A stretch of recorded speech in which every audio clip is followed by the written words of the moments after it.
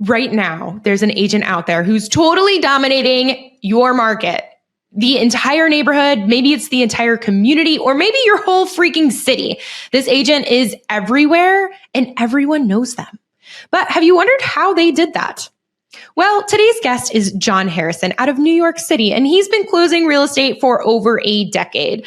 Last year, he closed 50 transactions, which equated to 112 million in volume, which is hilarious because my first year I closed 48 and it was 6 million in volume. You might know John from his appearances on HGTV, New York Times, maybe the Wall Street Journal, but today he's here to school us on how to become the top dog in your community. Expect to learn the most important step that most agents overlook, specifically what data to research, how to take that data and turn it into a compelling story, how to systemize the whole shebang, and if you're an agent who's basically anti-systems, not by choice, maybe you're just flying by the seat of your pants, well, stick around to the end for some tips that are specifically for you. Guys, you are listening to the Real Estate Rockstars podcast, the show for agents who've been around the block and are finally ready to build sustainable, scalable businesses. Learn the exact steps to build a business that runs like a machine when you don't secretly hate or want to escape from. My name is Shelby Johnson. I'm a former Army veteran turned real estate entrepreneur, and I've closed hundreds of transactions as a solo agent, team leader, and real estate investor before hitting complete and utter burnout and almost leaving real estate for good. But you know what? I'm back building my agent business from the ground up in a brand new city, Lexington, Kentucky. More on that journey coming soon. But for today, get ready to learn how to dominate your community. Rockstars, welcome John Harrison.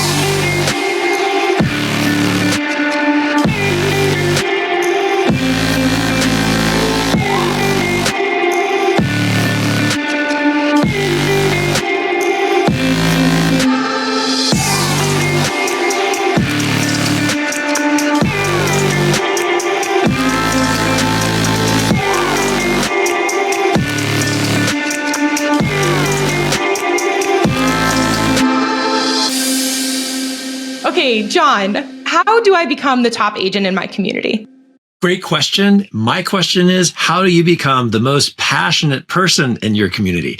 I think one of the biggest things to keep in mind when you're wanting to become the top agent in any community, whether it's a new development building, neighborhood, or just, you're starting out, is to figure out what is the story behind that community. Why is the community there? The community was probably built or formed to solve some type of problem. What is it? I think it is important also to look at the historical record of what's happened in the community. So, if there have been sales in that community, it's important to know what the sales track record has been. How long do homes typically sit on the market? You need to know some of the salesy stuff too. But I think you should also figure out, how to find what the pattern is across all of the various homes that have sold quickly. And then what has the pattern been for those homes that have sold slowly? And if you can start to build this out, this is all intel, then you're figuring out what the attributes are to successfully sell something fast. And if you can start to identify the obstacles that made those slower homes sell, and then invent 10 to 15, 20 different ways to solve those problems before you ever even have a listing in it, then I feel like you're coming to the community not just with a lot of passion and ignorance, but you're coming with like well thought out solutions. You're saying, not only am I passionate about this, I've been introducing not just I've been introducing, but like, oh yeah, at this point, I know that manager. I've been going there for some time and I've even worked out some deals with the manager. But you're also talking about how some of the slower homes that have sold, why they were slower, and you can list out 4 or 5 reasons why that should have sold faster, and maybe special things in your box of tools that nobody ever even used before. So I think really getting to the science behind like what type of speed and velocity there's been in the volume of what has sold over the last few months to a year. I think it's important to take that in conjunction with the whole purpose of the community to begin with. Ooh, that's so interesting. So now that I'm doing all this research, am I compiling it in a certain place or am I logging it all in my mind? I ask because you're the systems guy. I figured there's like an SOP for this. Yeah. So you hit the nail on the head. I am a systems guy. And let me tell you, it's not because I am just magically organized in my brain. I love SOPs or standard operating procedures because they solve a problem of mine, which is, we take all of these ideas in our head and we try to keep them in our head. And even when I'm with clients, I encourage them to get things out of your head. So I'm a big fan of Google Docs and Google Sheets. So one of the first things I would typically do is create a Google Sheet. It could be a blank Google Sheet. Once you start to get together all of the attributes that give you your superhero strength and knowledge of a community, then you can duplicate that Google Sheet and reproduce it in other communities. But I would start to have all of the facts listed out. Maybe one section that has to do with high level facts. How many homes are in the community? How many sales have there been in the last year? What are the median prices? What's the average price? What's the high price, low price? And then as you build all of these numbers out, then I would add another section and just start logging in some of the restaurants that you visited, stores, and then see if you can start to create some thread of what life is like there. I would 100% though, stick it into a Google Doc or into a sheet. I like Sheets, Shelby, because like in Sheets, you can then add categories next to them. And then, if you want to give yourself a task for each one, you could write in next to the line on the next to the column, like, oh, I've, created another document that addresses this problem. But doing all of this and creating sort of a command central document for the community is absolutely one of the best ways to start. And with that, I know you're also big on like being able to tell the story of a community. And I feel like up to this point, we've like gathered data points potentially. So could you talk to us about what it means to be able to tell the story of a community? Absolutely. So for example, I have had the chance to sell Rockefeller Group's first ever residential tower in Manhattan. This is the same Rockefeller Group that built Rockefeller Center, nearly 100-year-old firm. And when I got the chance to get onto this project as sales director, I wanted to figure out what was the story behind this, because this is such an iconic brand. My partner, Nicole, and I were selling this, and we weren't allowed to discount. We were selling this through the pandemic, when we weren't physically allowed to show. So we had to go really deep on the story behind this. So for us, it was, why is this important? What is the aesthetic that drives the design of the building? Why is this the perfect size? We had we had a couple of penthouses, but otherwise most of the apartments were 2 bedrooms. And so it was really serving the right size for who was purchasing in the neighborhood. It also had, a number of amenities that were really unique for that price point. We had a squash court, a swimming pool. And so we had to imagine what's the avatar of the person that's going to buy here. Not in terms of like, race or what country they're coming from, nothing like that, but more, what is the sentiment that a person wants to feel when they come here, and why would they spend $3 million for a 1-bedroom apartment? So if it's a community in, suburban city, somewhere else in the US, I grew up in Austin, Texas, so I'm very familiar with, non-New York City life, then it might be, if you're near a lake, what's so unique about living near the lake? And it creates a certain lifestyle. And so what would you dream life would be like coming home every day to that community? I think that's part of where you go with the story of it. If there's history behind the land itself, that's interesting too. Like the land that, the building Rose Hill is what it's called, that I sold, that's built by Rockefeller Group. That used to be an old 130-acre farm up into the late 1700s. And it was called the Rose Hill Farm. And so it's interesting to think about that. This building stands where there was once a farm. So we want to design something that connects legacy with an enduring future. And so, that's just part of the story brand that we connected with. And that's what people loved about it.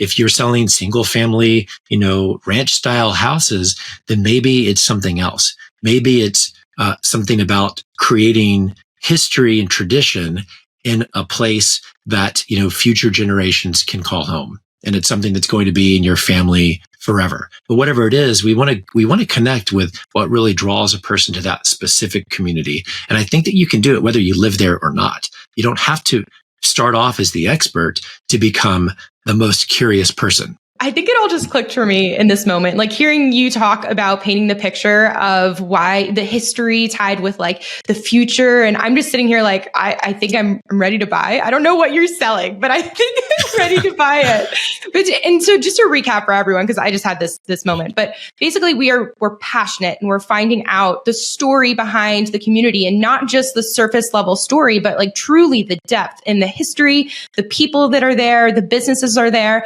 And then once you've compiled all this information, really, really taking the time and thinking through the story that it all tells together. So like John was saying, with why it's important, and making that person feel the depth of all of the research and the passion that you have. And so with that, John, I think super cool, by the way, like we've never talked about that before on this podcast since I've been the host. But my next question would be like, if I've done all this research and I really feel like I have this amazing story to tell, what's the marketing piece? Like if I have it all, but how am I getting it out to more people in order to share? Does that make sense? And grow within the community? Yeah, absolutely. So you have this, let's say you have this passion, you've done the research. Let's pretend that you are in your own mind, the absolute expert of this community. You are the mayor of all things this community. Then the question is, how do I get other people to know?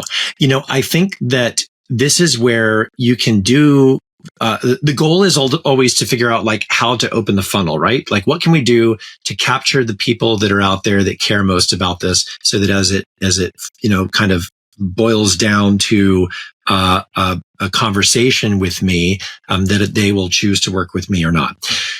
Start big. I would definitely say that if you want to become passionate about the community, you're not just becoming passionate to sell on the listing side, but you're becoming passionate about life in the community. So it might be that you could represent buyers coming into the area.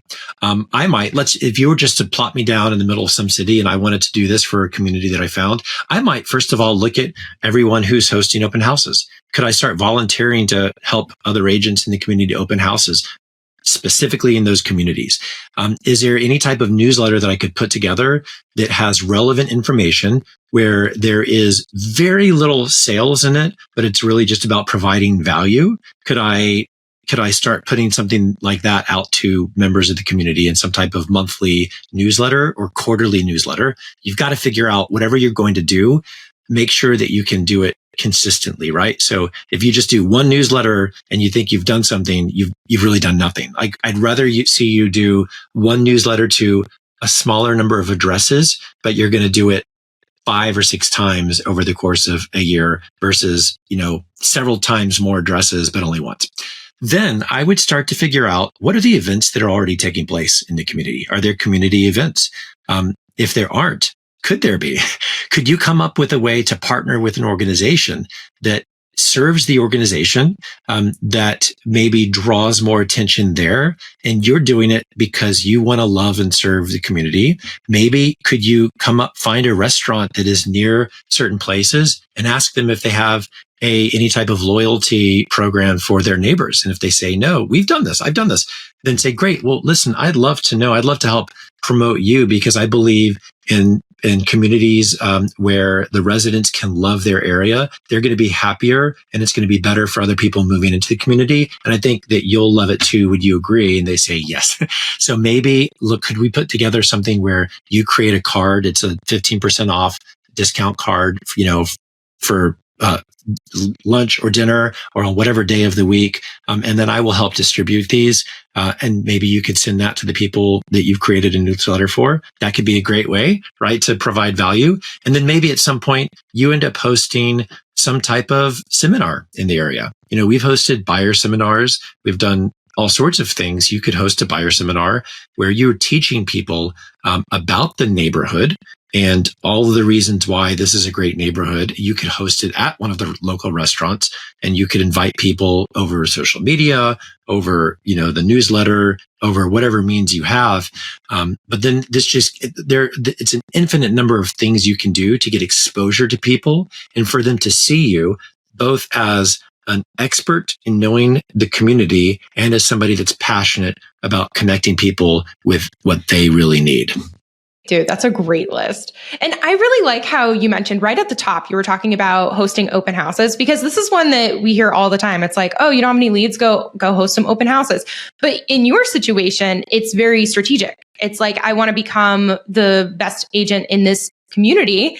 I'm going to look at the open houses within my community and offer to do all of those. Therefore, I am the name, the face, and the brand within the specific market that I'm targeting, as opposed to running all over.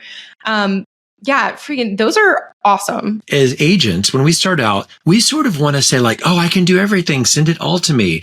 And we get spread so thin and therefore don't get to see the life cycle of building brand, building expertise, building experience in the full transaction, because we're trying to get too thinly spread. So that's why I think if you can find a niche and carve it out and go really, really deep there, some people think, oh, but that, it's not going to get me expertise in all these other places. I would argue the opposite of that. The more you can become an expert at one thing and become a really great expert, then people will see you as the type of person that can become an expert. And then I think it's very transferable. You can multiply that times all of the other communities that are out there. Yeah.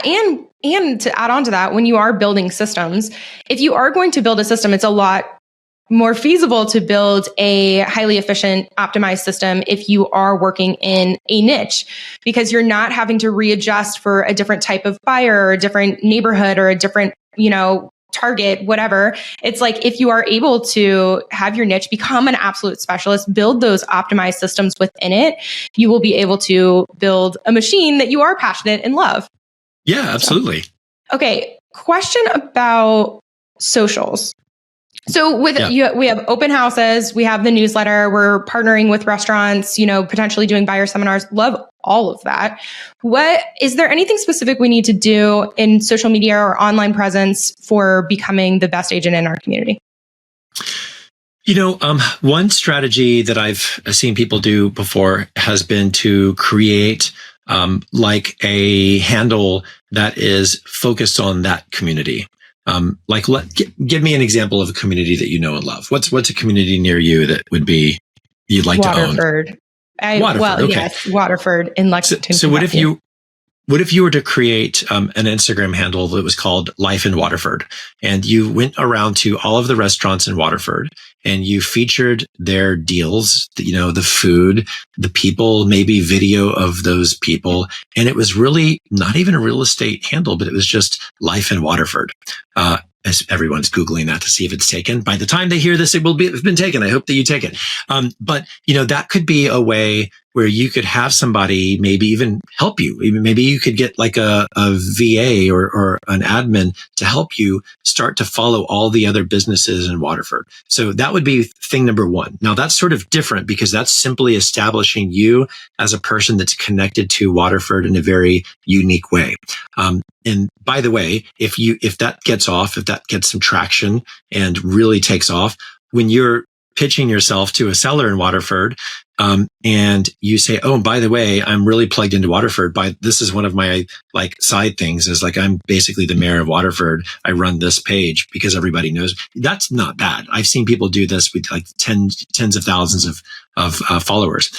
But from a general social media perspective, you've got to figure out who your real audience is. I have seen people that are focused on finding buyers where they will go to various open houses. And this is one of my favorites. Tour the open house as if they are there with their buyer, saying, look, hey, let's pretend you're my buyer. You're coming with me today. We're going to explore this house, and literally take the camera with permission through the open house as if you are representing a buyer, and showing all of the things that maybe they wouldn't see on their own while giving a little bit of explanation. And then you could wrap it up back on yourself. Say, hey, listen, if you're curious about this or any other properties in the Waterford area, I am so passionate about seeing every single house on the market here, and I'd love to get you in. I feel like you could do a campaign like that, and people would, if they were following you, would see if they're thinking about moving to the Waterford community. Oh my gosh, this is our gal. We need to reach out to her because she's probably been in every possible location. Now, I do track what people are doing on social media. And one of my big questions is, if they are boosting, if they have a strong social media presence, how much is that converting to actual deals? And sometimes it's hard to know, right? Sometimes there's nurturing that takes place over social media, but the person already had our email address, or they already had our phone number, and they don't contact us through social media first. But then we later found out they did it because they've been following us for a while. So there's that nurturing element. But I think that if you were really wanting to go big in a community, then you should go big, and you should do everything you can to connect with people in the community and share it openly on social media. Yeah, that's really cool. I like also how you didn't say to just post, just listed, just sold, and tag, because those, yeah, you have something to say. It's okay to do that. At some point, I feel like we vacillated too far in either direction to where we're doing all this cool stuff. Look at me, on the lake, look at me on the beach, look at me skydiving. And then people forget that you're a real estate agent. And so, you don't want to be the secret agent. But at the same time, if all you're doing is posting just listed, just sold, and that's the only thing, then I feel like people are going to kind of disconnect because it's going to feel too salesy. But if you can take it behind the scenes and do a little bit more of how things are done, then I find that interesting. When I'm watching and people are showing kind of behind the scenes, we're about to set this up and we're going to have all these brokers here and this is what we're doing and why, that's kind of interesting to me. But I'm an agent. So you've got to put yourself in the shoes of the person that's not the agent, the actual person who is thinking about moving into an area. And so that's where, if you really want to focus on becoming the absolute leader in a neighborhood, then figure out what the things are that people in that neighborhood care about. And if you start posting all of that stuff, I feel like it's going to give you, it's going to put you at least in the same conversation with everybody in the area. Yeah, identifying the target audience and speaking directly to that audience, I feel like is so important. And it's definitely something that I did not do in my first initial years. I was just posting whatever I wanted, not thinking at all who was the person who was watching and what I wanted that person to do. And so it's a lot different now where, if you're an agent and you're posting, agent things, but then you also want clients, it's like your audience is kind of confused. It's like, oh, are you talking to agents? Or are you talking to me? What do you want me to do? So that's right. Yeah. And you've got to get creative too. One of the things that we did during the pandemic in New York City, the headlines read 90,000 people leaving the city. And so not a lot of people were buying. But I had this new development and I needed to continue to at least stay in touch with the local agents. I wasn't allowed to really reach directly out to buyers at the time, or certainly wasn't appropriate. But the agents I could.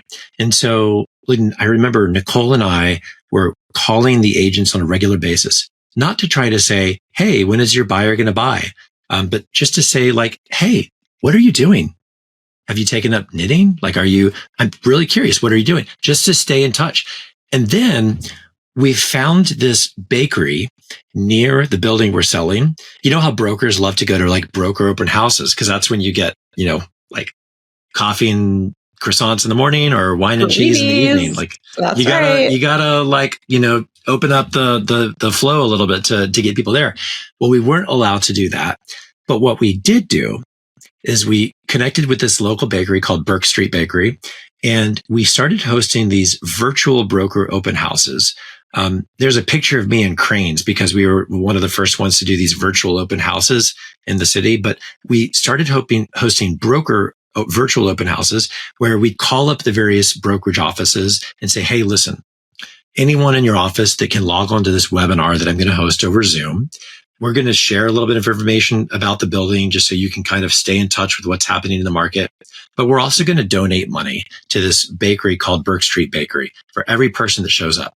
and their donation is going to go to these care packages that they're sending out to the frontline workers, hospital workers, nurses, anyone that's serving in the city at the time.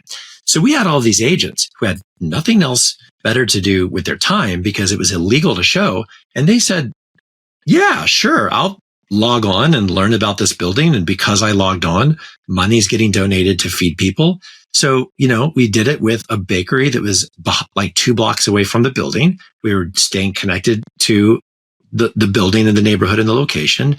We were doing something that was sort of creative because our hands were tied and we couldn't do the typical showings, but it was a lot of fun. We just found a way to align with what people's needs were. And at that time, agents, we were able to give them information on what we were doing. We were able to then ask them information about like, hey, your buyers, what are they doing? How are they faring through all of this? And we had a really tight, sensitive touch on the pulse of the community. So the moment things started shifting and people started moving back, we were the first ones that people were calling. They're like, hey, listen, I remember the virtual thing that you did. My buyers are coming back. I want to get them in before everybody else comes back because I'm sure that like as everyone returns to the city, it's going to be more difficult to buy. So what can we do? So we did some deals. We did some deals like during the shutdown period when it was illegal for us to physically take them to the building. But you can do almost anything. Like, sometimes having constraints and all of the excuses that we give ourselves as agents, I give them to myself all the time. Like, I've got to look at my excuses and realize, okay, this excuse could be a superpower. I'm not physically allowed to show. I don't know anybody. I can't, come up with all the excuses and then ask yourself, and what can you do? What are the ways that you can connect with the community? What are the ways that you can provide value? And not so much, how am I going to get paid for this event that I'm hosting? If I'm volunteering this Saturday at this community because they need the help, how am I going to translate that into a sale right away? I think that's very short-sighted. I think that's where you have to ask yourself, do you really want to be the person that is the most passionate about this community, which will likely lead to long-term business? Are you a farmer or are you only hunting? Are you only looking for the quick deal where you'll get quick recognition and a deal that you can close right away and move on? And I think that those that sustain the most success are the farmers over the hunters. Totally. That long game. It's all about the long game. And I think a lot of people are saying that right now too, about tough times in the real estate industry, especially if you got into the industry anytime, I feel like a lot of people got in around 2016, 17, and they've only seen up. It's only been like this one direction, and then times got really hard, and there's people who are just dropping like flies or being like, oh, this is so hard, woe is me. But there's also those people who sounds like similar to you, where it's like, if you can work hard to find the creative silver lining and really commit to the long game, that when the tides do turn, then you will have consumed, so much more market share, relationships, and, emphasis within your community, that when anything shifts, it's like you just explode. Yeah, I think so. I think that it's getting yourself positioned. Like this is all why you really have to take a look at this as a long game. Years ago, there was a show called Selling New York that followed our firm and a couple of other firms in the city. And during that time, we got to do a few different episodes. It was a lot of fun. But, on TV, it was one of the things where you show up and people are watching this, and it was on HGTV. Like in the corner, it shows the potential commission people could make. Like, oh, this is the total commission that can be made on the sale. And I remember, we had this beautiful storefront office. I remember talking to a few people that came in that they were curious about joining the firm. And I was talking to one, and I was like, glad you're interested in getting into real estate. I'm just curious, like, what makes you decide that real estate is the thing? And the response was like, oh, because of all the money. Like, I can just show a property and get paid like, $200,000 or $30,000 or whatever it is. I'm like, oh, that's not quite how that works. But I think that, there is the desire, of course, to monetize your work as quickly as possible so that you can afford to pay your bills, so that you can afford to keep doing the work. But I think figuring out the long game and having a lot of strategy in it. I always like to share with the team, we should be playing chess, not checkers. But sometimes part of the chess game is figuring out what you can do to get a little bit of income up front so that you can afford to play the long game. Because to play the long game, it does take a little bit of staying power. But I think that ultimately that long game doesn't mean that it has to be intentionally stretched out. I don't think it's about making it longer. I think it's just about playing the strong game. I think that it's the strong game just feels like the long game to people, but it really does lead to, I think, the fastest growth.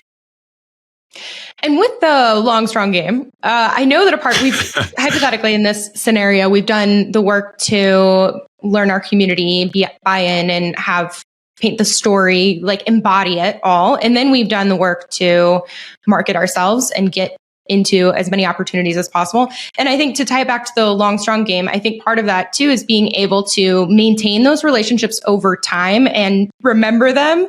And so I was curious, in your CRM, how are you, when you're building out these relationships in the community, how are you staying in touch with them and building those relationships for the long run?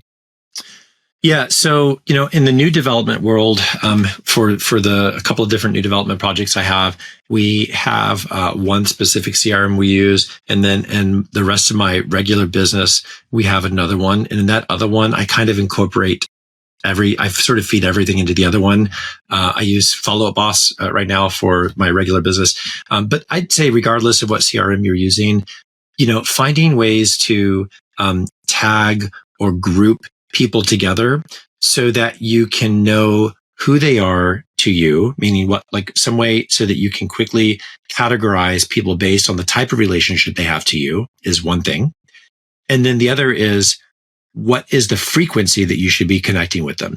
So I don't necessarily have a permanent category for buyers. I have a tag, I'll add buyer, but a buyer may also be a seller. But what I do put people in that's like a singular category will be a category based on the frequency that I should talk to them.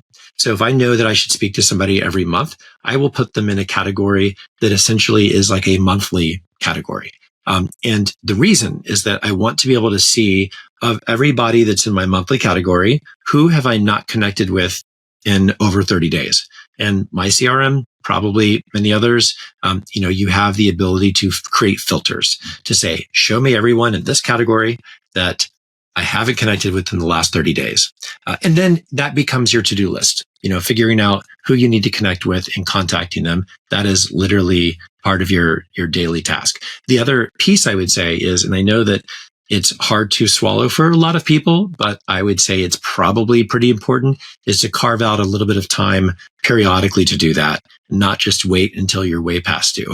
A lot of people call this sort of like the hour of power. If you want to call it something else because you've heard that name too much, fine. But if I want to stay physically in shape, I'm not just going to wait until I am almost having a heart attack and then go work out at the gym 24 hours straight. Like, I've got to keep going to the gym or keep exercising periodically. I can't wait until my car has already stopped moving before I fill it with gas. I need to check before it's empty to fill it with gas. Same thing with everything else. There's maintenance stuff that you do, and we need to do that with our relationships too. We've got to find ways to figure out how often I should connect with the person, and then what I should do or say. And there are a lot of cool things you can do in almost every CRM too that, like create custom fields. What's their favorite pizza? What's their favorite drink? What's their birthday? You can do all of these types of things and then connect with them. And when you do connect with them, pull up your notes and share details about when you last spoke to them. And they will say, like, that's amazing. Of course, they know that you probably have it written down, but it's impressive when they know that you've also taken the time to care about writing it down and then reading it. That's so funny. I've been in that experience where I haven't always been like an avid CRM in the official manner, but this was my OG way of doing things, like literally a Word document on every single person that I've ever spoken to, that I still have, but I have many in my CRM now, not the point. But it is cool. Like back at, for my very first days in real estate, I can search the name of the person, pop it up, and when they're calling me, and then I can literally reference exactly what and they're like, how do you remember that? They do. They don't always know that it's written down. They just think you're magic. It's crazy. Totally. Well, and the big, this is also a very maybe oversaid, but never listened to enough, saying the best CRM is the one that you use. When we've started off on projects where maybe we don't have the CRM implemented yet, I create a Google Sheet and I just create date, who the person was that met with them, me, or if it's my partner, Nicole, or one of our other showing agents, the person that came, what the broker name is, contact information, whatever, and then some notes, and then just turn it into a log. And you can do the same thing with your own clients, with your own prospects, with your own database. You can just create a list of all of them and then create a column in Google Sheets that has to do with the heat level and frequency. And then every single time you talk to them, you can add another note, and then you can create a column that says last connected. And whenever you talk to them, add a note and then change that last connected to today. So we should never be paralyzed for moving forward just because we don't have all of the perfect tools in place. And by the way, I'm telling myself this because as such a tool junkie, that was like my background.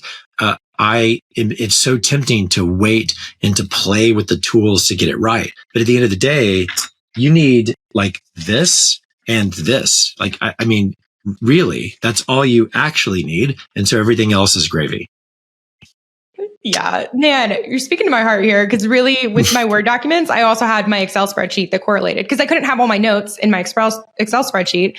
So I had my spreadsheet of all of my potential leads, all in there, very similar, like last contact date right in there. And then I had my little corresponding Word document. So I spent my first 3 years of real estate living that exact life. And you know what? It worked. So you know what? Hey, listen, right here for everybody listening, if you want to start with something like that, do this. Create a Google Sheet and put every single person's name in one column, and then put their contact information, other things, maybe last contact date, and then create a Google Word doc that is for that person. If you really want a lot of free space, copy the URL and paste it into one of the cells on their line item in the Google Sheet. There, you've created a $1 billion CRM, and you can put photos and everything else you want in that standalone document. But you've essentially created a database that has not just the line item detail, but something that opens up a bigger sheet with more details.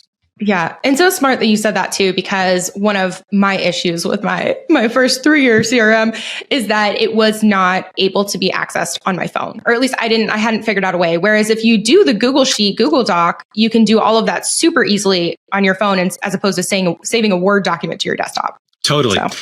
And I will say you're right. I mean, that is one thing that is important about what we do as real estate agents is make sure that you're mobile.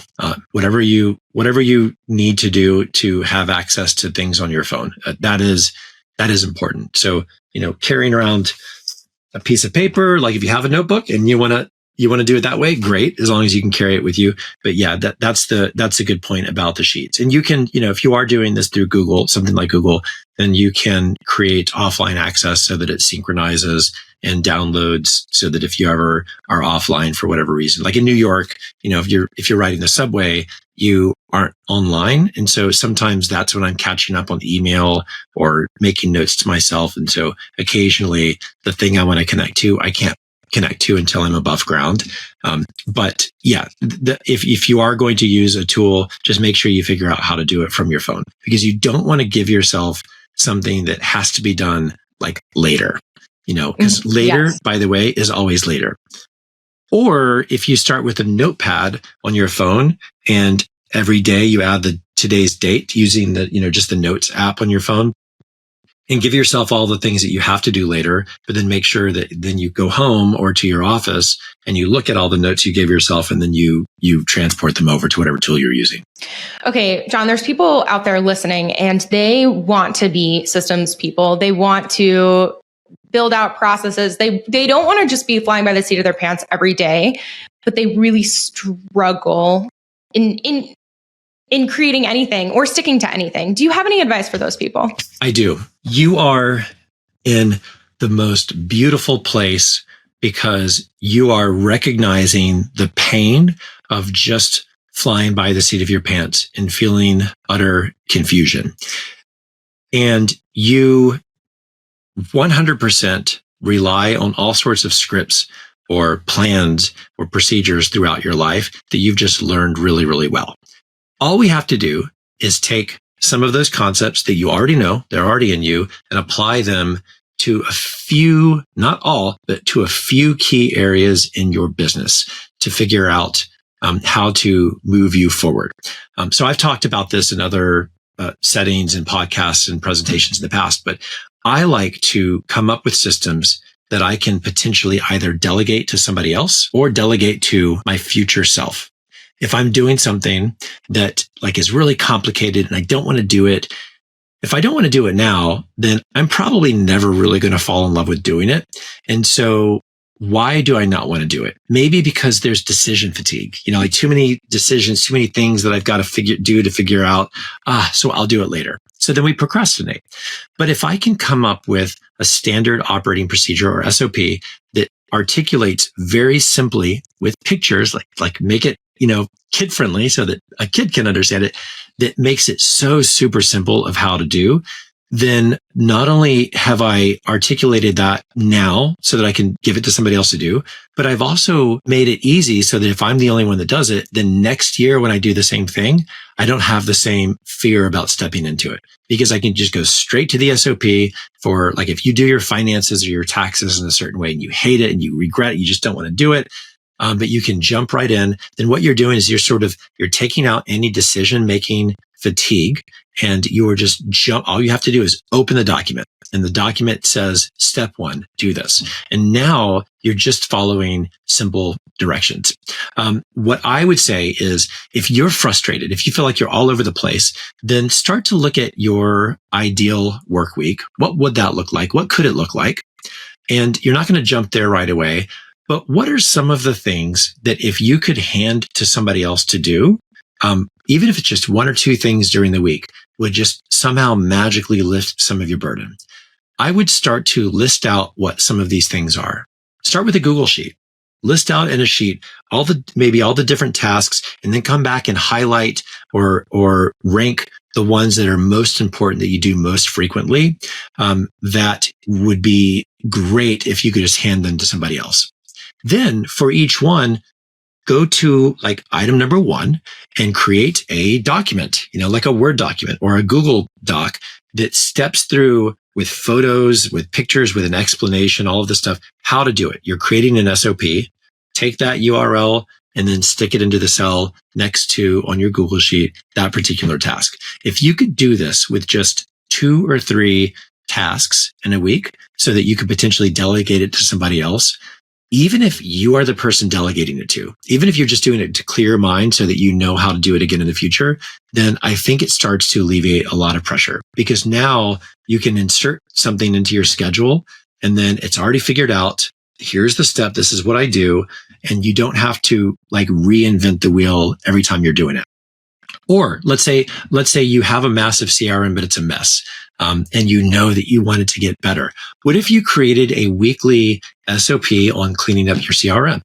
And because every week you're just so far behind and you have 50 bazillion people and you spent some time on it last week, but I don't know what I'm going to do this week, then great. What if every week you came up with a step, like a checklist that says, let's keep it high level. Let's look for all of the people that are untagged. Let's look for all of the people that have been added into my CRM over the last 10 days so that we're capturing some from last week. Make sure that all of them are in a stage and then add one other thing. Let's look for people that I am supposed to have communicated with this week and I didn't. Then let me add that to a to-do. That alone would be one great weekly check-in. You could create the SOP for it, stick it in your calendar, put it on your Google Sheet or whatever you need to do to make sure that what you can do that will lead to success is captured and you're not having to figure out what to do. Then, if you're really looking at expanding and you want to get into the world of hiring a virtual assistant or, an admin or hand things off to a junior agent on your team, then at least you have a source of easy to follow steps that you can give to them. And then here's the magic. If things aren't getting done or they aren't getting done right, the very first thing you can do is go to the SOP. Am I doing them according to the SOP? If they're not getting done, but there is an SOP, then that's good information. Maybe the person doesn't know about the SOP. If they're not getting done right, but they are following the SOP, then the SOP needs to be fixed. When we are in the new development world, when we're constantly trying to figure out, like, how can we continue to tell the best story about this product, whatever this project is, that we're working on, we kind of have a few things that we go through to constantly make sure that we're telling the best story. And we're trying to see whether or not that's landing. And so we have people that will help us, that will look at, impressions that are generated. And if there's social media, how many of those social media clicks are going based on when we send out a newsletter? Like, that's data. Well, they have all that stuff listed. They know, to look for all that stuff so they can provide it to us in a report. I'm not doing that. Like, that's somebody else that's doing that because there's a process in place. Whatever it is that will help you drive your business or carry forward your business building, like, a lot of that stuff, you can just create your own system of SOPs. John, that just spoke to my heart and soul. I love systems and processes. Happy. Thank you so much. And listeners, if you're geeking out as much as I am, or maybe you're the first who's still like, oh, now I have to take notes on everything he said and go back to this podcast, don't worry. John submitted 2 tools for you guys. The first one, how to document a standard operating procedure. And the second very meta. is... It's like it's an SOP on how to create an SOP. I was a lot of fun making that one. Dude, it's great. And then the other one is how to create a system of SOPs. So... if guys, go over to realestaterockstarsnetwork.com and our toolkit, and you can get that for free from John. And John, what did we not talk about today that's important for our listeners? I think that one of the other things that I'm very passionate about is, despite becoming the expert in a building or a community, that's never about me then forcing somebody to buy the wrong thing. I think that if anything, me becoming an expert in a building or a community is about learning to be ultra curious. And that curiosity, by the way, is also what drives a lot of the great relationships that I have with people and with prospects when they come in, because they realize I'm not trying to push them into a particular product. And I lead most of my conversations with people by asking a lot of questions, because I really, really want to know, like, what is it that's driving this decision? And so I'd say that's given me a lot of success. And you can use that when you're talking to somebody that's thinking about selling, as well as somebody that's thinking about purchasing, because it shouldn't be about you just forcing them to do your will. It should be figuring out what is the essence of what they need to do. Because then maybe if I really understand what they need, I can craft some type of solution that will help them. And I think leading with that, a little bit of humility and that earnest curiosity, it'll just make your life, I think, so much more peaceful and exciting. But then you develop this true passion and this true curiosity about people in general. So I'd say that's, if there's anything else I'd really leave, it would be that. Like, just learn to become really, really curious about the people you're talking to, because that is the best way to serve. And if you want to feel great about what you do, and you know that you're serving people and really exploring what their needs are and finding a way to help and connect, then guess what? The success is measured based on how well you do that. And it's irrelevant. It's not that it's irrelevant, but regardless of how many deals you actually close or income you make, that is something that you have 100% control over. And so if that's the type of agent that you want to be, then that part is entirely in your control. And then the hope is that as you're doing the right thing and as you're learning, then you also become the inevitable person that can help guide a person through that transaction. You pump me up, dude. Love it. Okay. Quick wrap up questions. Favorite app or tool? I mean, I've touched every tool out there, every project management tool out there, and I keep coming back to I love a lot about all of them, but I keep coming back to like rebuilding some of my own things in Google Sheets. So I'm even like all my deal tracking. I've even built formulas and pivot tables and all sorts of other things in Google Sheets. So I'd say that's what I've used more than almost anything else. But I do use Follow Up Boss quite a bit as a CRM because what I need for it to do, it does, I think, better than any of the others that I've tried. They're not paying me to say that. You should get an affiliate. Yeah, I think so. Yeah. So what can our listeners do for you? What can your listeners do for me? I want to see people just getting excited about serving their clients, getting pumped up about jumping into things that are scary, and facing their ignorance about a community or a product or a project, facing that head on and seeing the irrelevance.